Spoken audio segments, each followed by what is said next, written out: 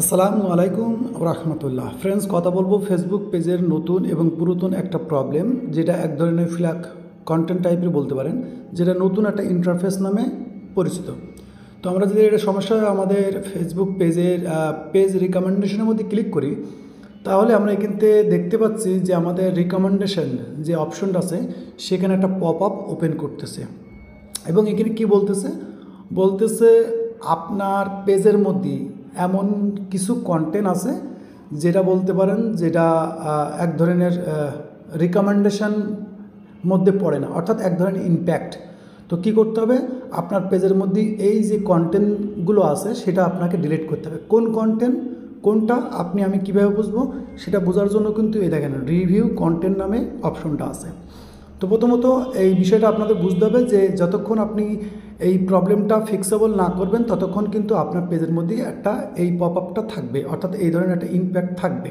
তো এটা আপনাকে বলতেছে এটা আপনি আগে ফিক্স করেন, আপনার রিকমেন্ডেশন স্ট্যাটাসের মধ্যে আপনি এই জিনিসটা দেখতে পারবেন যতক্ষণ থাকবে। তো এখন এই প্রবলেমটা অনেকে বলছে যে ভাই এই প্রবলেমটা কীভাবে ফিক্স করা যায়। তো এটা ফিক্স করার জন্য আপনি রিকমেন্ডেশন আসার পরে এই অপশানে আসার পরে এখানে রিভিউ কন্টেন্টে ক্লিক করবেন। যদি রিভিউ কন্টেন্টে ক্লিক করেন তাহলে আপনি আপনার সেই প্রবলেমের ভিডিওগুলো কিংবা ফটোগুলো দেখতে পারবেন। তো এখানে লক্ষ্য করতেছি এখানে দুইটা এই প্রবলেম আছে। এখন বলি এই দুইটা প্রবলেম কেন আসে। এই দুটো প্রবলেম হচ্ছে ফেসবুকের যে এআই আছে এ অটোমেটিকলি ডিটেক্ট করে নেয় কিছু পোস্ট কিছু ভিডিও।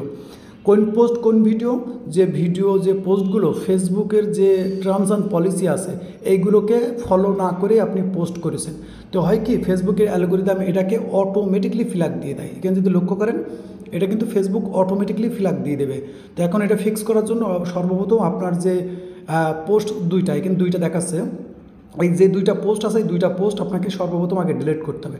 ডিলিট করলে এখানে যে পপ আপটা আছে এই পপ আপটা চলে যাবে এবং আপনার প্রোফাইলে এরকম রিকমেন্ডেশন থাকবে।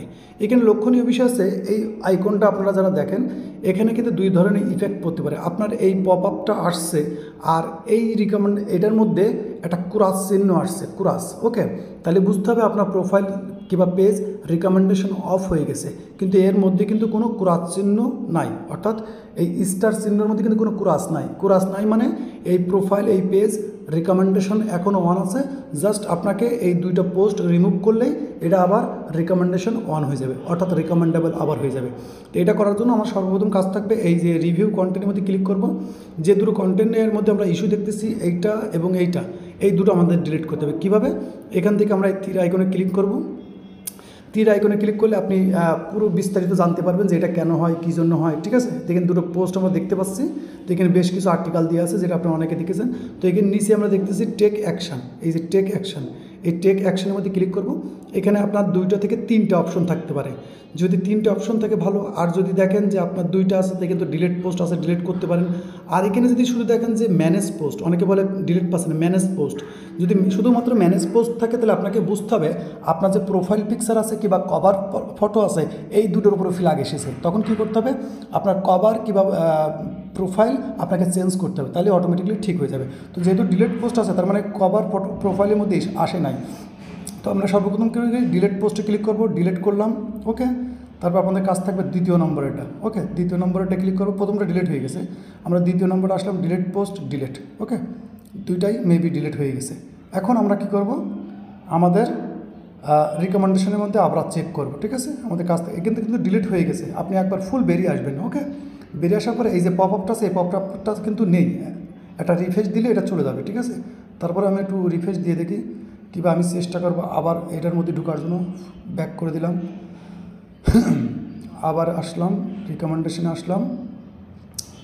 এখান থেকে কি করব, রিকমেন্ডেশন আসবো, ব্যাস, ওকে, এটা কিন্তু চলে গেছে দেখেন, ঠিক আছে। তো এটা সিম্পল বিষয়, বিস্তারিত আপনার বুঝতে হবে।